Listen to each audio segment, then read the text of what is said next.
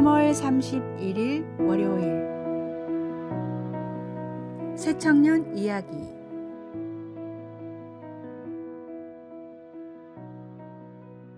작은 시골 교회에서 오랫동안 청년들을 섬기던 노 목사님이 계셨습니다.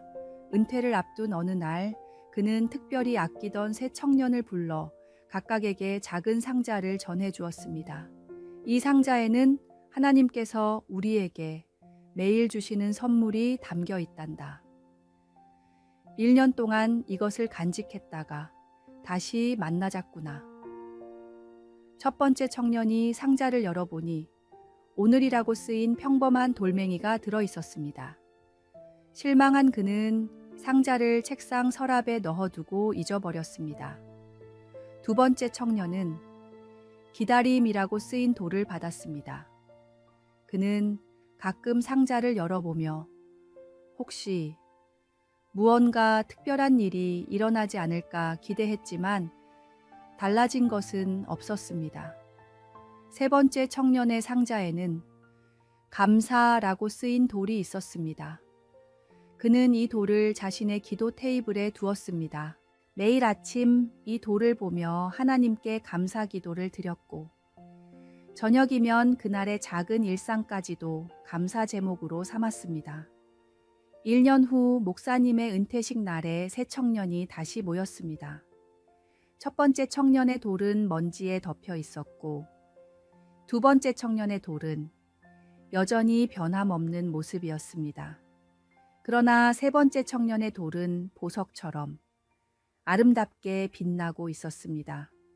목사님은 따뜻한 미소를 지으며 말씀하셨습니다. 하나님은 우리 모두에게 똑같은 하루하루를 선물로 주셨단다. 하지만 그것을 감사로 받아들일 때 우리의 일상이 보석처럼 빛나게 되는 것이지. 이것이 바로 하나님께서 우리에게 가르쳐 주시는 감사의 비밀이란다. 오늘의 말씀. 내 영혼아 여호와를 송축하라. 내 속에 있는 것들아 다 그의 거룩한 이름을 송축하라.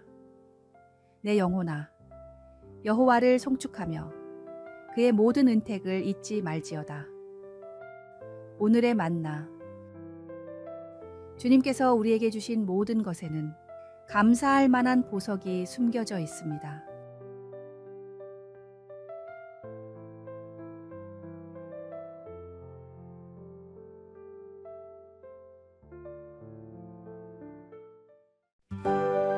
(4월 1일) 화요일. 영원한 약속. 어려운 시절 한 보육원에서 특별한 일이 있었습니다.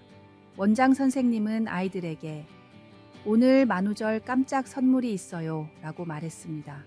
배고픔과 외로움에 지친 아이들은 간식이나 장난감을 기대하며 모였습니다. 원장 선생님은 조용히 성경책을 들고 나와 말했습니다. 여러분, 오늘은 만우절이라 많은 사람들이 거짓말로 장난을 치는 날이지만 저는 여러분에게 진실을 선물하려 합니다. 그리고 성경을 펼쳐 이사야서 41장 10절을 읽어주었습니다. 두려워하지 말라. 내가 너와 함께함이라. 한 아이가 물었습니다. 선생님, 그게 선물인가요? 원장 선생님은 미소를 지으며 대답했습니다. 그래, 이 약속은 부서지지도 잃어버리지도 않는 선물이란다.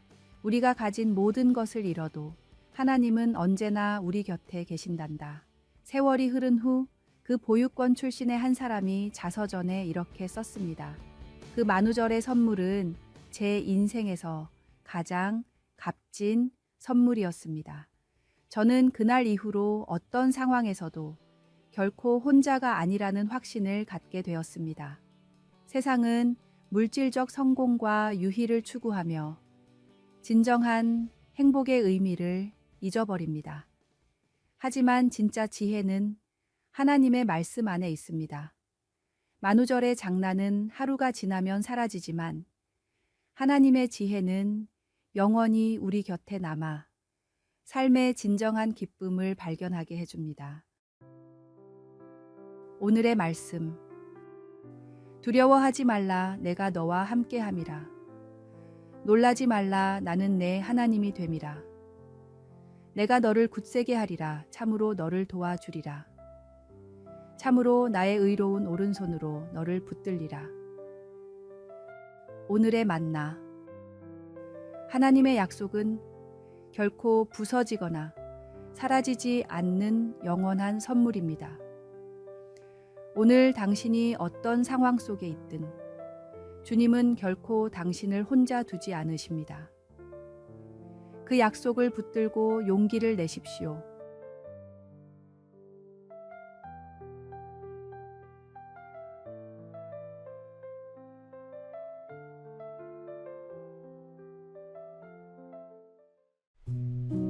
(4월 2일) 수요일. 인생의 아름다운 연주. 옛 시골 마을에 한 노년의 바이올린 제작자가 살고 있었습니다. 어느 날 젊은이가 찾아와 아름다운 음악을 만드는 비결을 물었습니다. 노장이는 미소 지으며 작업대를 가리켰습니다. 바이올린 제작과 신앙생활은 놀랍도록 닮았다네.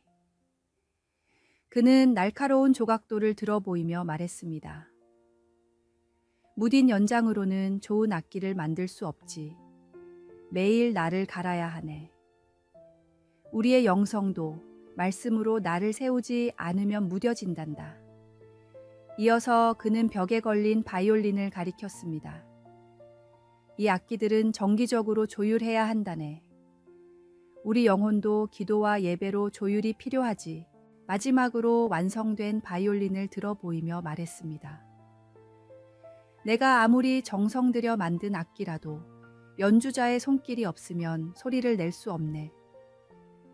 우리 삶도 창조주께 맡길 때 비로소 아름다운 선율이 나오지. 자신의 명철을 의지하지 말고 범사에 하나님을 인정할 때 그분이 우리 길을 인도하신다네. 젊은이는 깊이 생각했습니다. 좋은 악기는 무엇이 중요한가요? 겉모양보다 내면의 공명이 중요하다네. 하나님도 사람의 외모가 아닌 중심을 보시니까. 그날 이후 젊은이는 바이올린을 배우는 것과 함께 자신의 삶이라는 악기를 하나님께 맡기는 법도 배우게 되었습니다. 오늘의 말씀. 너는 마음을 다하여 여호와를 신뢰하고 내 명철을 의지하지 말라. 너는 범사의 그를 인정하라. 그리하면 내 길을 지도하시리라. 오늘의 만나.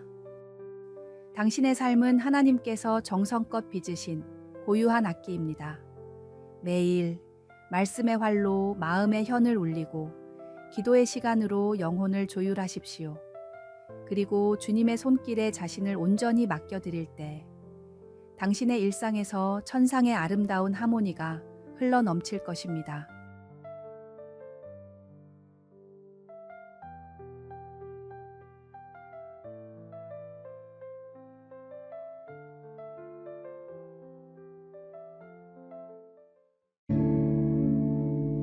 (4월 3일) 목요일.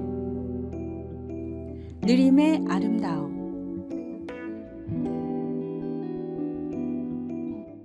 어느 작은 시골 교회의 목사님이 주일학교 아이들에게 인내에 관한 교훈을 전하고 싶었습니다.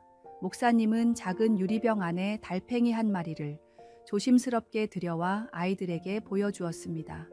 얘들아, 오늘은 하나님께서 창조하신 이 작은 달팽이를 통해 인내의 교훈을 배워보자. 목사님이 말했습니다.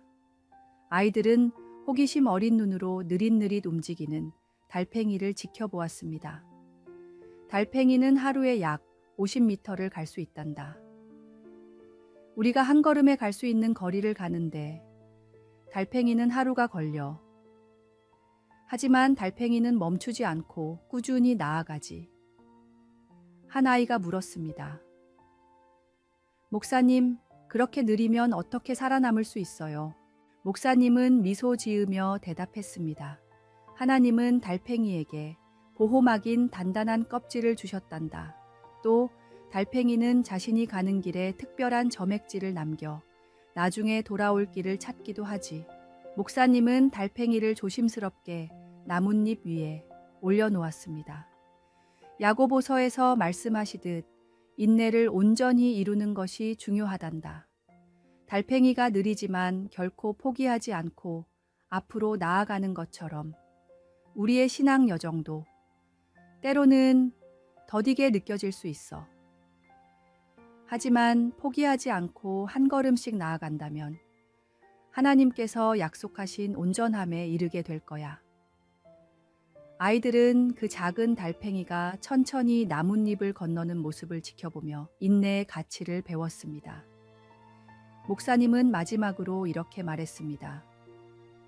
달팽이의 느림이 결코 실패가 아니듯 우리 삶의 느린 시간들도 하나님의 섭리 안에 있음을 기억하렴. 빠르게 성공하는 것보다 올바른 길을 꾸준히 걷는 것이 더 중요하단다. 오늘의 말씀. 인내를 온전히 이루라. 이는 너희로 온전하고 구비하여 조금도 부족함이 없게 하려 함이라. 오늘의 만나. 당신의 걸음이 더디게 느껴질 때 그것은 실패가 아니라 하나님께서 당신을 깊이 다듬고 계시는 소중한 시간임을 기억하십시오. 인내의 과정에서 우리는 온전해지고 주님이 예비하신 목적지에 도달하게 됩니다.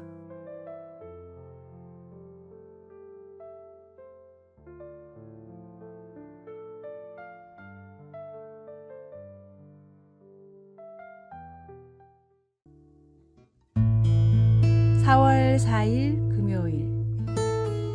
어둠 속에서 발견한 빛. 1937년 19세의 루이스 잠페리니는 올림픽 대표 선수로서 찬란한 미래가 기다리고 있었습니다. 육상 선수로 뛰어난 재능을 보이며 1940년 올림픽에서 금메달을 따는 것이 그의 꿈이었습니다. 그러나 제2차 세계대전이 발발하면서 그의 꿈은 산산조각 났습니다.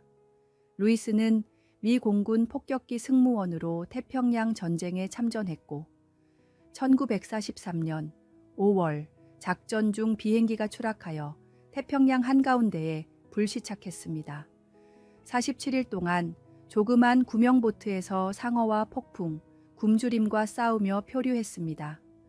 기적적으로 살아남았지만 일본군의 포로가 되어 2년 동안 극심한 고문과 학대를 받았습니다. 전쟁이 끝난 후 루이스는 악몽과 복수심에 사로잡혀 알코올 중독자가 되었습니다. 그의 삶은 완전히 어둠에 잠겼습니다. 1949년 아내의 권유로 빌리 그레이엄 목사의 집회에 참석한 루이스는 그곳에서 예수 그리스도를 만났습니다. 내가 당한 고통이 얼마나 컸든 그리스도의 사랑은 그보다 더 크다는 깨달음을 얻었습니다. 루이스는 일본으로 돌아가 자신을 고문했던 간수들을 직접 찾아가 용서했습니다. 그는 이후 청소년들을 위한 캠프를 설립하고 자신의 경험을 통해 희망의 메시지를 전 세계에 전했습니다. 루이스 잠페리니의 이야기는 2010년 출간된 베스트셀러 불굴 언브로큰을 통해 알려졌으며 그의 삶은 가장 깊은 어둠 속에서도 빛을 발견할 수 있다는 것을 보여주는 산 증거입니다. 오늘의 말씀. 이것을 너희에게 이르는 것은 너희로 내 안에서 평안을 누리게 하려 함이라. 세상에서는 너희가 환난을 당하나 담대하라. 내가 세상을 이기었노라. 오늘의 만나. 우리에게 주어진 시련은 때로 새로운 길을 열어주는 문이 됩니다. 그 문 너머에는 우리가 상상하지 못했던 하나님의 계획이 기다리고 있습니다.